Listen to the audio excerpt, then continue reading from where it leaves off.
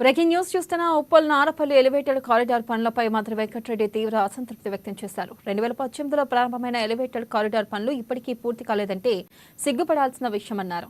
6 ఏళ్ల కాలంలో 6 కిలోమీటర్ల వంతెన వేయలేకపోయారంటే ఏమనాలి అంటూ మండిపడ్డారు. ఇక ఇవాళ ఎంపీ ఈటల రాజేందర్తో కలిసి రోడ్ల భవనాల శాఖ మంత్రి కోమటిరెడ్డి ఉప్పల్ నారపల్లి ఎలివేటెడ్ కారిడార్ పనులను పరిశీలించారు. అనంతరం అధికారులతో సమీక్ష నిర్వహించారు. బ్రిడ్జి నిర్మాణంలో రోడ్లు భవనాల శాఖ అధికారులు పూర్తిగా విఫలమయ్యారని కోమటిరెడ్డి విమర్శించారు.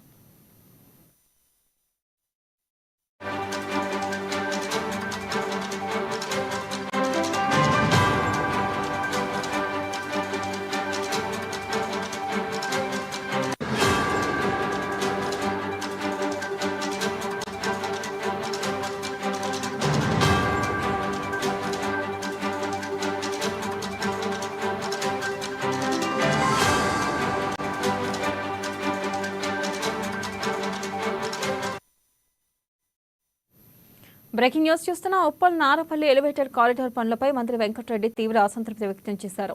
2018లో ప్రారంభమైన ఎలివేటెడ్ కారిడార్ పనులు ఇప్పటికీ పూర్తి కాలేదంటే సిగ్గుపడాల్సిన విషయమన్నారు. ఇక 6 ఏళ్ల కాలంలో 6 కిలోమీటర్ల వంతెన వేయలేకపోయారంటే ఏమనాలి అంటూ మండిపడ్డారు.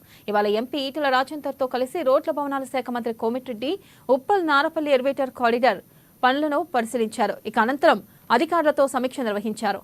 బ్రిడ్జి నిర్మాణంలో రోడ్లు భవనాల శాఖ అధికారులు పూర్తిగా విఫలమయ్యారని కోమటిరెడ్డి విమర్శించారు.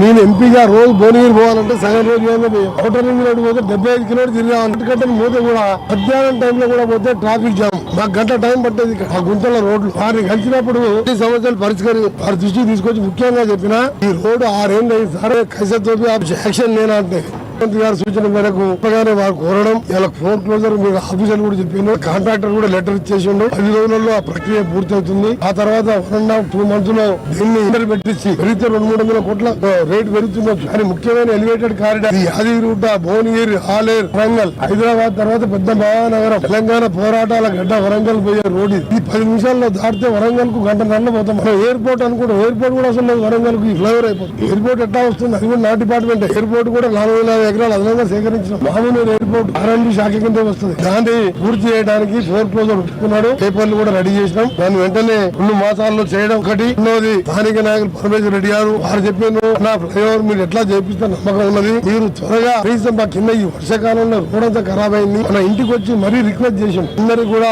రాష్ట్ర ప్రభుత్వం R&D శాఖ మంత్రిగా మాట ఇస్తున్నా, 10 రోజులలో చౌరస్తకెళ్లి ఔటర్ రింగ్ రోడ్డు కలిసే వరకు రోడ్డు ప్రారంభిస్తామని అందరికి కూడా హామీ ఇస్తున్నాను. దాంతో పాటు అక్టోబర్ దసరా పండుగ నాటికి ఈ ఫ్లైఓవర్ బ్యాలెన్స్ టెండర్ పిలిపించి అది 500 కోట్లు పెరిగినా సరే ఫ్లైఓవర్ టెండర్ పిలిపించి నవంబర్ మొదటి మాసంలో పనులు మొదలుపెట్టి 18 నెలల్లో ఫ్లైఓవర్ పూర్తి చేసే బాధ్యత R&D శాఖ మంత్రిగా ముఖ్యమంత్రి గారి సహకారంతో పూర్తి చేస్తానని ఈ ప్రాంత ప్రజలకు హామీ ఇస్తూ నేను ఎంపీగా రోజు భువనగిరి పోవాలంటే సగం రోజు